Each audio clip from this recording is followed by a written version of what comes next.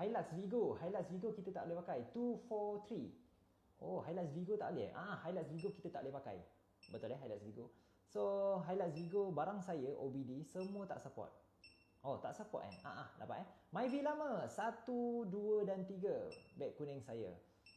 Yang mana bang? Yang ni. Saja je tunjuk ni. Tapi bukan ni tau.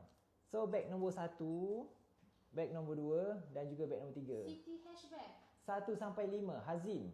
City Hatchback 1 sampai 5. Myvi G3 1, 2, 3, 4 dan 5. Sama je 1 sampai 5. Okey, boleh pilih. 2025 Alza baru, Myvi baru, City Hatchback baru, semua boleh pakai. Cuma nak pilih mana satu bang? 1 sampai 5 kita boleh pakai. Encik Jebon, Mr. Jebon. Abang tinggi 187 tingginya. Syahril Azam, wajah Campro. Boleh tapi most of the time wajah kat Malaysia ni banyaknya MMC. Tak boleh pakai. Abang enjin apa? MMC ke video? Okey, Isuzu D-Max. Boleh tak bang? Boleh Isuzu D-Max kita boleh pakai 1, 2 dan 3. Oh, Isuzu D-Max boleh pakai bang 4x4. MMC boss.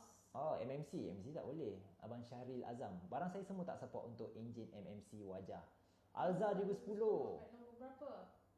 1 sampai 3. MEPs. Okay, 1, 2 dan 3. Yang ni tak boleh bang. Yang ni tak boleh. Saja je demo sebab ada orang minta saya Demo tadi. demo tadi.